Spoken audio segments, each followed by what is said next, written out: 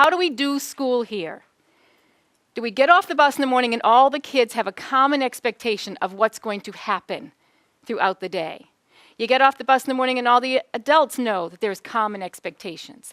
Do we have common expectations in common areas?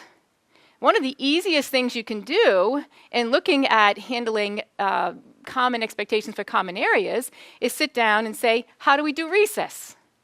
How do we do lunch? How do we do bus duty? How do we do hall duty? All of those things. Those are the most consistent things that we can do in our buildings to establish some of our solid Tier 1 foundation stuff. Those are the easy things.